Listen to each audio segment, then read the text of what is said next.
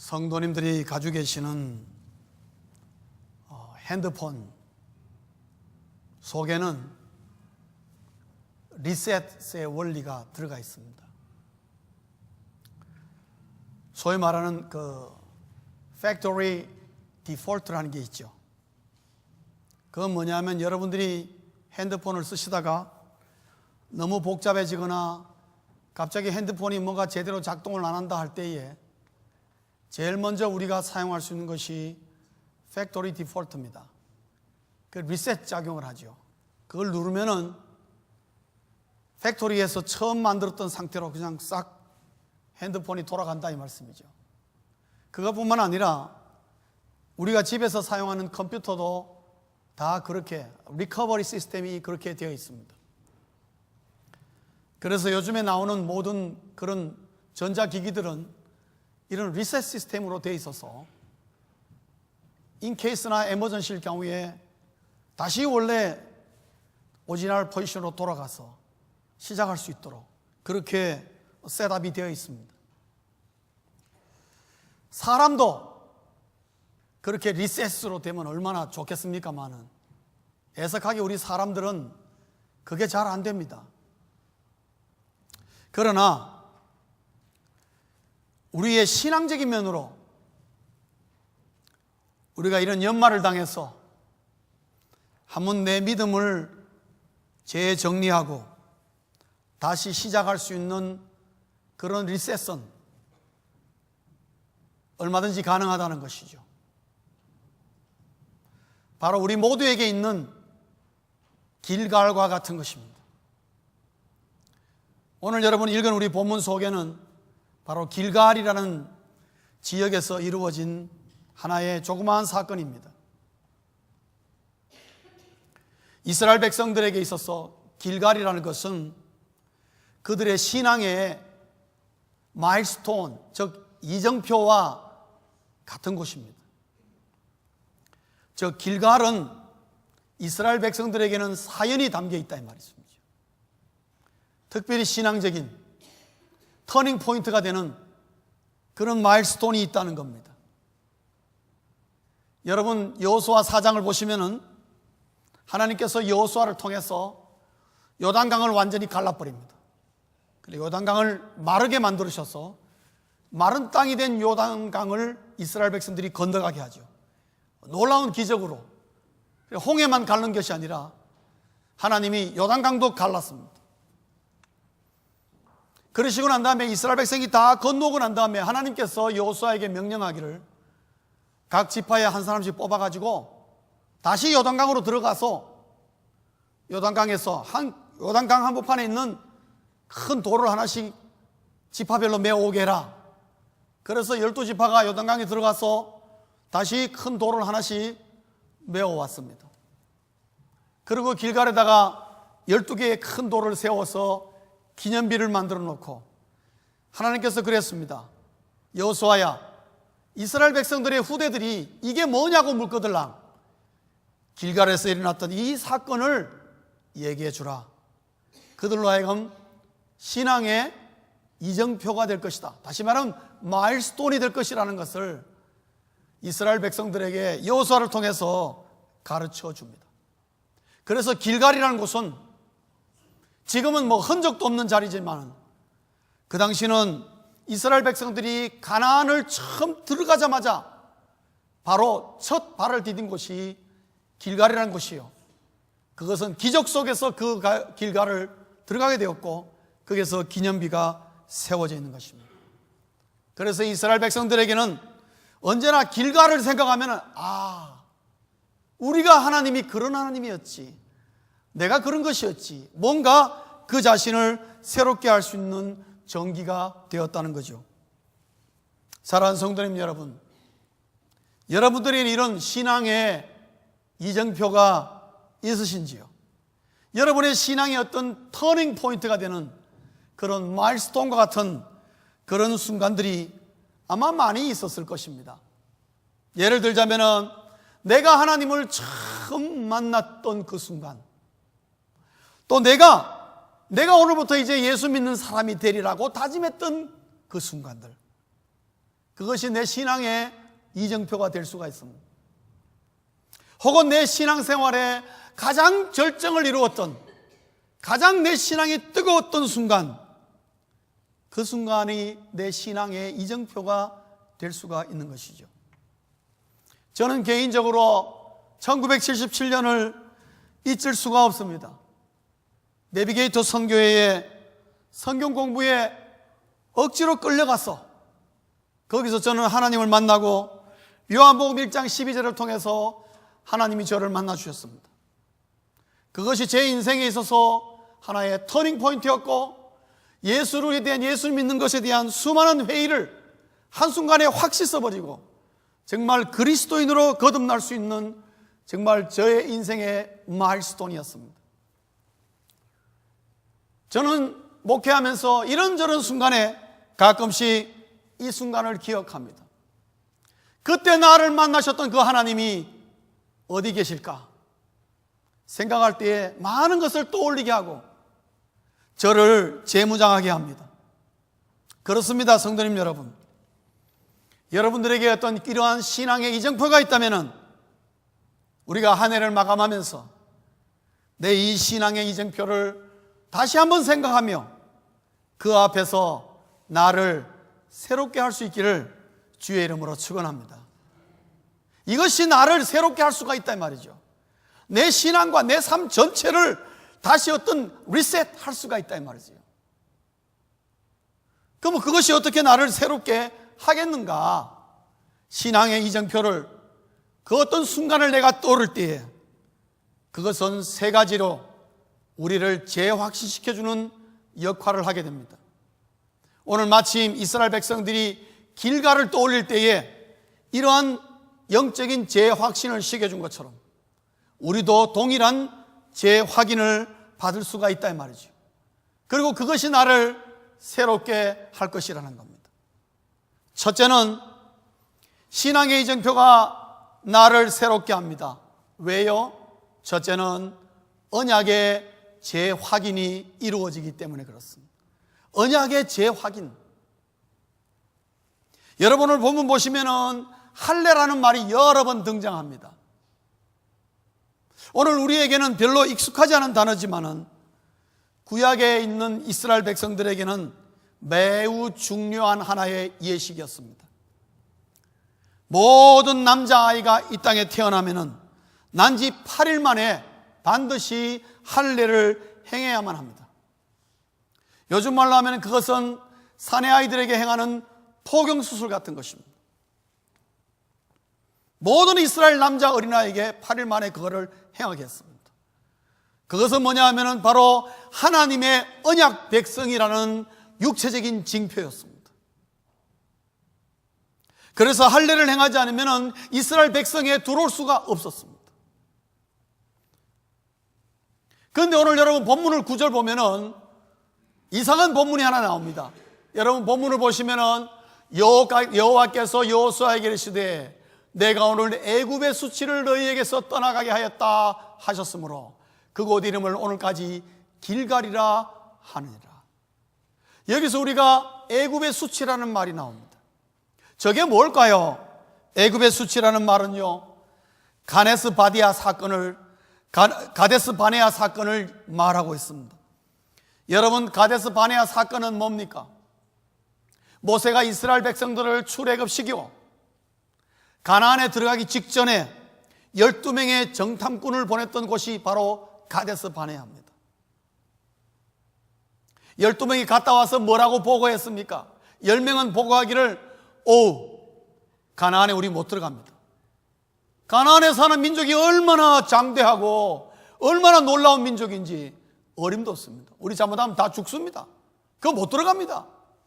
극구 반대했습니다. 10명이. 2명이었던 여호수아와 갈렙은 정반대 얘기했습니다. 모세 스님 천만의 말씀입니다. 그들이 비록 그러한다 할지라도 하나님이 우리와 함께 하시면은 그들은 우리의 밥입니다. 걱정하지 마십시오. 갑시다. 그랬습니다. 그때 모세가 마음이 흔들렸습니다. 왜냐? 절대 다수가 가면 안 된다 그랬기 때문에. 마음이 흔들리는 그것을 보고 하나님께서 괘씸하게 생각했어요. 그래서 뭐라고 얘기합니까? 야 모세야, 너희들이 나를 믿지 못하고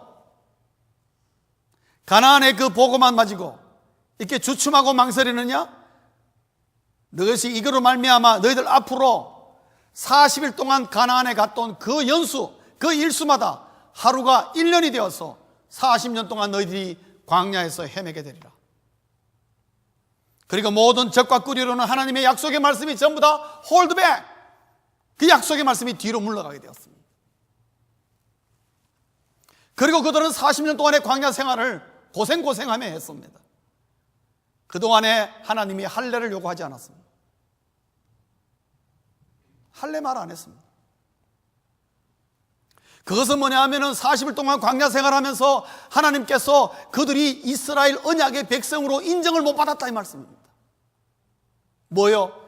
가데스 바네아 사건으로 말미암아, 범죄함으로 말미암아 하나님이 40년 동안 할례를 받지 않았기 때문에 그들에게는 유월절도 없었습니다. 왜냐하면 유월절은 할례 받은 사람만이 참여할 수 있기 때문에. 몰랐습니다, 그들은. 그리고 40년 동안에 하나님께서 광야 1세대, 즉 출애굽했던 사람들은 다 광야에서 생명을 거둬가 다 죽여버렸습니다. 다 사망하고 이제 가나안에 건너와 있는 이 길갈에 있는 이 사람들은 광야 세대입니다. 광야 생활 가운데 태어났거나 거기서 성장한 사람들입니다. 그리고 길갈에 딱 건너와서 하나님이 제일 먼저 하는 것이 뭐냐? 할례를 행한 것입니다. 왜요? 이스라엘의 언약을 다시 회복시키는 것입니다. 그래서 애굽의 수치라는 말이 뭐냐? 이들이 가나안에 들어가지 말자 했던 것은 그 애굽의 그 종의 습관이 그대로 남겨, 이 종의 습관을 완전히 쓸어내기까지는 이들은 가나안에 들어가서는 안 된다는 거예요. 애굽의 수치는 뭐냐? 애굽에서 노예 생활하고 노예 근성으로 세상에 푹 젖어 있는 그 노예 근성, 종의 근성을 완전히 쓸어내는, 그것이 바로 애굽의 수치였어요. 부끄러운 일을 행한. 그것이 광야에 나와서도 계속 움직여서 하나님을 거역하고 하나님을 원망하고 계속 모세를 대항했던 그것을 오늘 여기 애굽의 수치라고 하나님 말씀하시며, 오늘 이 할례함으로 말미암아 이것이 완전히 떠나가게 하리라. 그리고 이곳의 이름을 길갈이라 하겠다. 길갈이란 말은 굴러가다, 그런 뜻입니다. 굴러 없애버리겠다. 굉장히 의미가 있는 자리죠. 이스라엘 백성들을 하나님이 공식적으로 하나님에게 백성, 하나님의 언약의 백성이 되도록 인정하는 순간이었어요. 그래서 이스라엘의 정체성을 세워주는 날이었어요. 사랑하는 성도님 여러분, 이 할례는 오늘의 세례와 같은 것입니다. 그리스도인의 정체성은 뭡니까? 예수 보혈의 은혜로 하나님의 언약의 백성이 우리도 되었다는 것입니다. 그리고 우리도 예수 그리스도의 보혈의 은혜로 인하여 우리 모두가 다 아브라함의 자손이 되었고, 주님 오실 때 이루어질 새 이스라엘, 하나님의 나라의 백성이요 하나님에게 속한 자요 하나님의 사람들이라는 것입니다. 그게 세례가 우리에게 남기는 증표인 것입니다. 즉 이것을 정리하면 뭡니까? 언약의 재확인이라는 것은 다른 말로 하면은 나는 누구인가 라는 것입니다. 나는 누구인가? 나는 누구에게 속했는가? 내 신앙의 이정표로 돌아가서 그 순간을 생각하면서 우리가 질문을 던져볼 필요가 있습니다. 하나님, 나는 누구입니까? 나는 세상에 속한 사람입니까? 아니면 하나님에게 속한 사람입니까? 하나님의 언약의 백성입니까? 아니면 아무 상관없는 이방인입니까? 나 자신을 물어보라는 것입니다. 우리가 1년 동안에 과연 나는 누구로 살았는 것인가 생각해 보라는 것입니다. 하나님의 백성으로 살았는가? 아니면 내 마음대로 살았는가? 나는 과연 누구인가? 말로는 우리가 하나님의 백성이고 하나님에 속했다지만 실질적으로는 세상에 속하고 세상의 사람처럼 살지는 않았는가 되돌아보자는 것입니다. 그것이 바로 언약의 재확인입니다. 두 번째로 신앙의 이정표가 어떻게 나를 새롭게 하는가? 능력의 재확인입니다. 능력의 재확인. 신앙의 이정표를 내가 순간을 떠올리며 그 앞에 내가 섰을 때에 내 능력을 재확인할 수 있게 된다는 것입니다. 사랑하는 성도님 여러분, 오늘 본문을 보면은 할례를 행하는데 그 시점이 위험천만한 시점입니다. 사실은요. 왜냐하면은 길갈 바로 앞에 여리고성이 버티고 있다는 겁니다.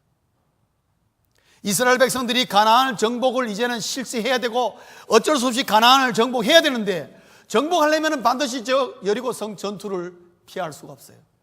저 여리고성을 넘어가야 돼요. 그런데 여러분, 여리고성은 매우 견고한 성입니다. 그 당시로 볼 때는요, 난공불락의 성입니다. 이스라엘의 이 모든 남자들이 정말 전력을 투구해야 될 그런 전투를 앞두고 있는 것입니다. 이스라엘의 전투력을 가장 극대화해야 될 순간인 것입니다. 왜냐? 바로 눈앞에 지금 여리고성이 보이기 때문에. 길갈과 여리고성은 전혀 멀지 않습니다. 제가 길갈이라고 예상되는 지점에서 여리고성을 반해보니까 제 생각에는 한 잘 돼야 1km? 1km? 2km도 안 돼요. 눈에 보입니다. 이스라엘 백성들이 얼마나 긴장되겠습니까? 모든 남자들은 전투에 나가야 되는데 성을 바라보니까 아찔합니다. 저거. 여러분, 여리고성이 얼마나 견고한가 하면요, 성벽이 이중으로 되어 있습니다. 이중으로. 그리고 성벽 위로 마차가 다닐 수 있을 정도로 폭이 넓습니다. 그 당시 성으로 볼 때는 그거 무너질 성이 아니에요. 인간의 힘으로는 넘어갈 수가 없는 그런 성벽이에요. 대단한 성입니다, 여러분. 모르겠어요. 이번에 성지순례 팀 그거 옛날 여리고성 올라가 보셨는지 모르겠는데 가보셨나요? 예. 지난번 팀은 못 갔어요. 애석하게. 예. 저는 제일 처음에 갈 때 갔었습니다. 그 위에 올라가 봤습니다. 터가 남아 있었어. 깜짝 놀랐어요. 이런 성이 4,000년 전에 존재했다. 야, 믿어지지 않는 거죠. 대단한 성이었어요. 그런데 여러분, 그 긴장된 순간에 하나님이 이스라엘 백성들에게 뭐라 그랬습니까? 할례 행위라 그랬습니다. 남자들은 압니다. 포경수술 받으면요, 적어도 며칠 동안은 힘 못 씁니다. 큰일 납니다. 아무것도 못 합니다. 왜냐하면 급소기 때문에. 근데 여보, 지금 바로 여리고성을 앞에 두고 하나님께서 할례를 행했다는 것은 모든 남자의 전투력을 전부 다 무효화시켰다는 거죠. 무방비시로 전투력이 불가해요. 그러면 그 상태에 누가 어느 옆에 있는 성에서 한 군사 1,000명만 데리고 쳐들어오면요, 이스라엘 백성들 전멸하는 것입니다. 왜? 전투를 할 수가 없어요. 하나님이 왜 그러셨나요? 그런데요, 하나님이 할례를 통해서 이스라엘 백성들을, 남자들을 완전히 무장해제시키고 전투를 할 수 없는 전투 불가에 딱 만들어 놓고 하나님은 아이러니한 일을 만드셨어요. 오늘 여러분 여호수아 5장 1절을 한번 보시겠습니다. 참으로 하나님은 희한하게 만드셨습니다. 5장 1절 우리 스크린을 보면서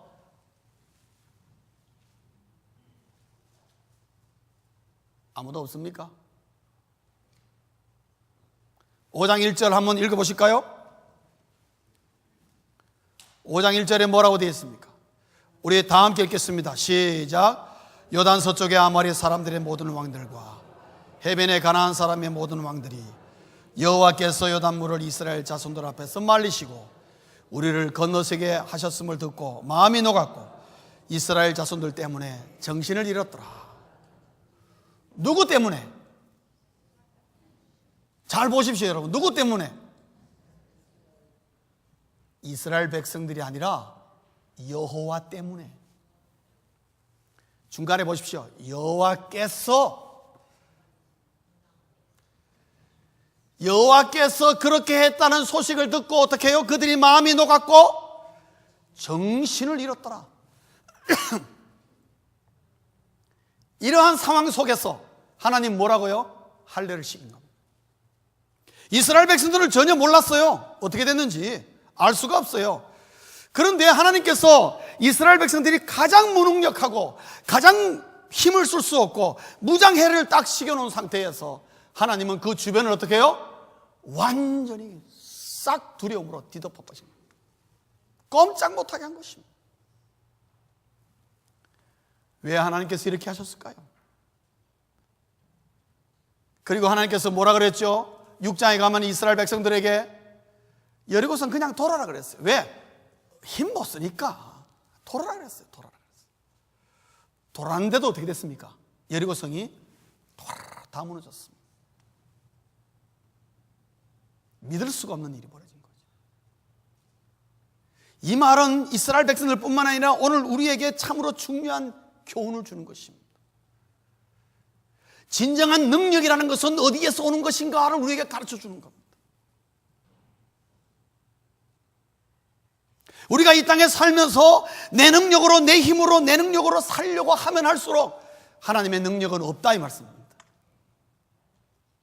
그러나 하나님 앞에 내 모든 능력을 다 내려놓고 무장해제하고 나는 무능력 상태에 있을 때에 나에게서 하나님의 가장 강력한 능력이 나타나더라는 거죠. 그것은 무슨 말씀입니까? 능력의 원천은 하나님이요, 하나님의 언약의 백성은 하나님의 능력으로 살아야 한다는 것을 말합니다.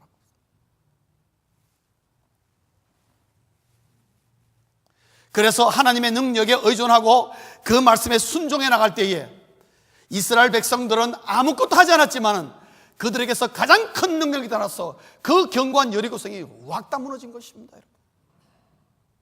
사랑하는 성도님 여러분, 하나님의 능력이라는 것은 이런 것이라는 것을 믿으시기를 주의 이름으로 축원합니다. 내 능력 뭐 대단한 것처럼 보여도 별거 아니에요. 우리 2014년 한 해 동안 사셨습니다. 내 능력으로 여러분은 얼마나 많은 일을 하셨습니까? 할 수 있는 거 할 수 없는 게 분명해요. 그러나 성도님 여러분, 하나님의 능력을 의지하고 여기까지 왔다면 여러분이 생각지도 못했고 상상도 할 수 없는 일이 내 앞에 펼쳐질 수 있다는 것을 여러분 아셔야 합니다. 2015년도에는 우리가 실수하지 말아야 겠습니다. 그건 뭐냐? 내 능력으로 살려고 하지 말고 우리가 하나님의 백성이고 하나님의 자손이므로 우리는 하나님의 능력으로 살아야 된다는 이 믿음 가지고 살아야 된다는 겁니다.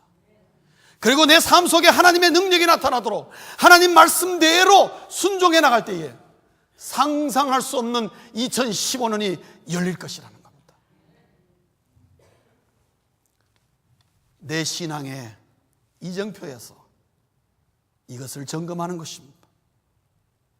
나는 무엇으로 사는가 하는 것입니다. 나는 무엇으로 살아왔는가? 성도님 여러분에게 자문하시기 바랍니다. 내가 무엇으로 살아야 할 것인가? 그러면 신앙의 이정표에서 하나님은 나에게 말씀하실 것입니다. 하나님의 능력으로 살아야 한다. 왜요? 너는 하나님의 백성이니까. 언약의 백성 아니냐? 성도님 여러분, 우리는 세상 사람들하고 다르게 삽니다. 우리는 하나님의 능력으로 사는 법을 알아야 됩니다. 우리 살아봐서 잘 압니다. 내 능력 별거 아니라는 거. 그럴 바에 저는 그를 내려놓고 하나님의 능력으로 재확인하고 재무장하는 것이 훨씬 효과적이 낫다는 것이죠. 사랑하는 성도님 여러분, 기억하십시오. 나는 무엇으로 사는가? 우리의 대답은 정해집니다. 하나님의 능력으로 산다고. 그렇게 고백하게 되시길 주의 이름으로 축원합니다. 세 번째로, 신앙의 이정표에서 우리는 무엇을 재확인할 수 있느냐? 공급의 재확인입니다. 여러분, 오늘 본문의 12절을 보면요, 재밌는 일이 벌어졌습니다. 길갈에 딱 건너왔는데 12절에 보면요, 만나가 끝쳐버렸습니다. 우리 한번 12절 보시겠습니다. 다 같이 읽겠습니다. 시작. 또 그 땅에 소산물을 먹은 다음 날에 만나가 그쳤으니 이스라엘 사람들이 다시는 만나를 얻지 못하였고 그 해에 가나안 땅의 소출을 먹었더라. 아멘. 저 말씀 속에 참 중요한 내용이 들어가 있어요. 지금 길갈에 서 있는 이스라엘 백성들은요, 광야 생활 40년 동안에 뭐 먹고 살았습니까? 만나 먹고 살았어요. 여러분, 우리는 쌀밥만 우리가 한 40년 먹으면 그 사람은 주식은 뭐가 됩니까? 쌀이죠. 우리 한국 사람 주식이 뭐예요? 쌀입니다. 아무리 햄버거 열심히 먹어도 어떻게 해요? 저도 그렇습니다. 하루에 한 끼는 뭘 먹어야 좀 속이 시원하죠? 밥하고 김치를 먹어야 뭐가 쓸려 내려간 같은 느낌이 들어요. 제가 미국에 30년 넘게 살아도 마찬가지라. 이스라엘 광야 생활에서 40년 동안 지금 몸에 푹 배어 있는 건 뭐냐? 만나만 먹고 살았어요. 만나와 메추라기 먹고 살았어요. 그리고 하나님이 주는 물 먹고 살았어요. 그들이 40년 동안 사는 동안에 옷이 헤어지지 않고 신발이 떨어지지 않았다 그랬어요. 그 신발 40년간 신고 살았는데 아무 이상이 없었다 이 말씀입니다. 왜요? 신발 가게가 없으니까. 어디서 광야에 신발 가게를 옷? 어디서 옷을 만들어요? 어림도 없어요. 그러니까 하나님께서 40년 동안 밤낮 그 옷 입어도 그 옷이 늘 깨끗한 거예요. 왜요? 빨 수도 없어. 뭐가 없으니까. 물이 없는데 뭘 빨아요? 40년 동안 옷이 헤어지지 않고 신발이 떨어지지 않고. 이스라엘 백성들, 길갈에 서 있는 이스라엘 백성들은 그렇게 사는 데 굉장히 유스트 돼 있었단 말이죠. 그렇게 살아왔어요. 광야 40년 동안에 그들의 삶이 힘들고 어려웠습니다. 그러나 그들의 매일의 삶은 초자연적인 하나님의 공급으로 살았어요. 그런데 길갈에 딱 건너왔는데 뭐가 끊어졌어요? 만나가 뚝 끊어졌어요. 저는 이스라엘 백성들이 굉장히 충격받았을 거라 생각합니다. 왜요? 먹을 게 없는 겁니다. 왔는데 하나도 먹을 게. 그동안 뭐 먹고 살았어요? 만나 먹고 살았는데 딱 건너오니까 만나가 딱 끊겨버려요. 그러면서 하나님이 뭐래요? 이제는 너희들 지금부터 이 땅에서 나는 소산으로 먹어라. 땀 흘려 일해서 그 소산으로 먹어라. 그 소출로 먹어라. 여러분, 우리가 땀 흘려 일해서 주어진 그 소출을 먹는 거, 이거는 하나님의 자연적인 공급이에요. 왜 그런 줄 아십니까? 이 땅에 수많은 사람들이 열심히 땀 흘려 일해도 소출 없는 사람 많아요. 내가 일한 만큼 못 받는다. 제가 미국 처음 와가지고 직장 생활할 때 그게 아마 요즘 뭐 아주 미생이라는 드라마가 워낙 유행하니까 저도 미생 생활 좀 했습니다. 미생의 본질이 뭔 줄 아십니까? 아무리 일하고 아무리 진급해도 늘 나는 봉급을 적게 받는다고 생각합니다. 그게 직장 생활하는 사람의 생리입니다. 나는 이만큼 일하는데 그만큼의 대가를 못 받는다고 생각해요. 그 진급하고 그다음에 또 이제 리뷰하면서 이제 내 이 봉급이 올라가고 그래도 언제나 그거 잠시예요. 그거 한두 달밖에 없어요. 나머지는 또 이 회사가 늘 내 임금을 착취한다고 생각해요. 그게 생리입니다, 여러분. 또 실질적으로 그런 경우도 많이 있고요. 여러분, 이 지구상에 하루에 14시간, 15시간, 16시간 뼈가 빠지게 일하면서도 자기 가족 하루 한 끼를 못 먹이는 그런 품삯을 받고 사는 사람이 10억 명이 넘습니다, 여러분. 그러니까 우리는 어떻게 해야 돼요? 그냥 매 순간 감사해야 돼요. 감사해야 돼요. 미국 정부가 얼마나 효자인지 매월 1월 1일 되면 딱딱 뭐 틀림없이 통장으로 들어오니까 밥 한 공기잖아요. 사랑하는 성도님 여러분, 만나가 그쳤습니다. 만나가 그침으로 말미암아 이스라엘 백성들에게 하나님께서 무슨 교훈을 주느냐? 지금부터 너희들이 땀 흘려 일해서 땅의 소산으로 먹어라. 다시 말하면 원래대로 돌아가는 거예요. 자연적인 공급. 그래서 하나님은 이스라엘 백성들에게 뭘 가르쳐주느냐? 내가 너희들에게 공급해 주는데 초자연적일 때는 초자연적으로 공급해 주고 자연적인 순간에는 자연적으로 공급해 주고, 궁극적인 표현은 뭐냐? 내가 너희들을 먹여 살린다. 내가 너희들을 먹여 살린다. 너희들이 어떤 환경에 처하든 간에 힘들고 어려우면 초자연적인 방법으로, 그리고 모든 환경이 주어지면 자연적인 방법으로, 이러든 저러든 간에 내가 너희들을 먹여 살린다. 그거 잊지 말라는 겁니다. 많은 사람들이 착각하는 것은요, 자연적인 공급입니다. 내가 열심히 일해가지고 내가 정말 피땀 흘려 벌은 돈인데 이게 내 건데 왜 이거 하나님 거라고 생각? 하나님이 공급한 겁니까? 내 거냐고. 근데 가끔 젊은 사람들이 사고로 말미암아 병원에 입원하게 됩니다. 병원에 신방 가면요, 젊은 사람들이 이구동성으로 하는 얘기가 뭔 줄 아십니까? 목사님, 내가 이 병실에 누워보니까 내가 이렇게 무능력한 줄 몰랐습니다. 할 게 하나도 없다는 거지. 내가 아무리 건강하고 내가 아무리 탁월한 능력과 재능을 가지고 있어도 하나님이 한번 딱 꺾어버리면요, 아무것도 못해요. 성도님 여러분, 맞습니까? 맞습니까? 맞습니다, 여러분. 하나님이 나에게 건강 주시고 나에게 지혜를 주시고 필요한 직장도 주시고 사업도 주시고 필요한 물질도 주시고 모든 것을 주시기 때문에 내가 공급받는 거예요. 이걸 알아야 돼요.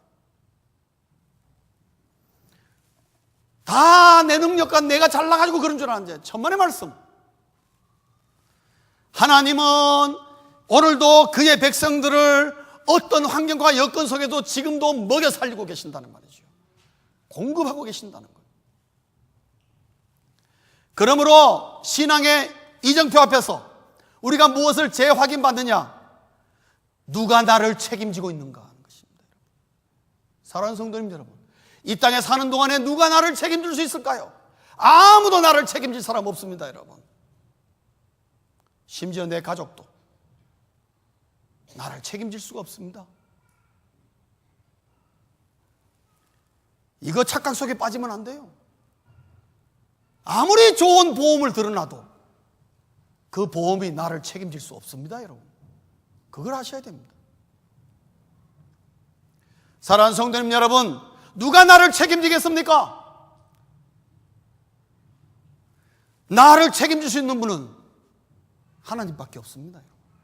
그거 아셔야 됩니다.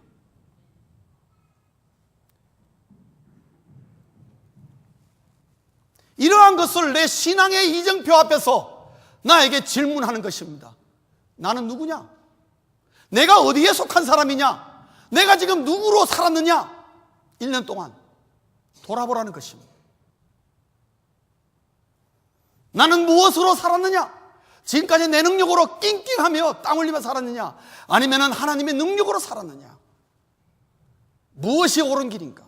하나님의 백성으로서 나 자신에게 되라고 바랍니다. 그리고 세 번째, 나를 누가 책임질 것이냐? 지금까지 1년 동안 누가 나를 책임졌느냐? 의사도 아니고 약도 아니고 돈도 아니고 직위도 아니고 이 땅에 그 무엇도 나를 책임지지 않았습니다. 오직 여호와 하나님만이 나를 책임지고 지금도 먹여 살리고 있다는 사실을 우리가 인정해야만 하는 것입니다. 1년 동안 이런 것을 잊고 살았다면 우리는 이스라엘 백성처럼 길갈로 돌아가서 이 세 가지의 질문을 하며 나 자신에 대해서 재확인해야 하는 것입니다. 말씀을 맺겠습니다. 길갈은 하나님 앞에 다시 서는 곳입니다. 길갈은 지리적으로 볼 때에 가나안으로 들어가는 성문과 같은 곳입니다. 하나님의 나라에 들어가는 성문과 같은 곳입니다. 이스라엘에게 있어서 성문은 의미가 있습니다. 모든 문제를 떨어내고 새 출발하고 있는 곳이 성문입니다, 여러분. 대표적인 것이 룻기에 나옵니다. 룻기를 보시면은 룻이 자신의 과거를 다 떨어내고 보아스의 아내로 새롭게 출발할 수 있도록 만든 곳이 어디냐? 베들레헴 성문이었습니다. 거기에 있는 원로들이 그렇게 판결 내려주고 룻으로 하여금 새로 출발하도록 만들어 주었습니다. 사랑하는 성도님 여러분, 우리가 장착할 하나님의 나라 천국의 성문은 어딜까요? 우리가 살고 있는 이곳입니다. 이곳에서 내가 하나님의 만난 신앙적인 어떤 이정표를 가지고 나를 새롭게 하지 않으면 우리는 금방 실족하고 구별되지 못한 이방인처럼 살 수밖에 없다는 것입니다. 그래서 우리는 이런 연말을 핑계로 또 길갈로 돌아갔어. 하나님 앞에서 나 자신을 돌아보고 기본으로 돌아가는 것입니다. 길갈로 돌아가는 것은 궁극적으로 하나님 앞으로 돌아가는 것입니다. 사랑하는 성도님 여러분, 이 연말을 이러한 마음으로 내 신앙의 이정표를 생각하며 이 세 가지의 질문을 통하여 나 자신을 새롭게 하는 귀한 이 한 해의 마지막 되시기를 주의 이름으로 축원합니다. 기도하시겠습니다.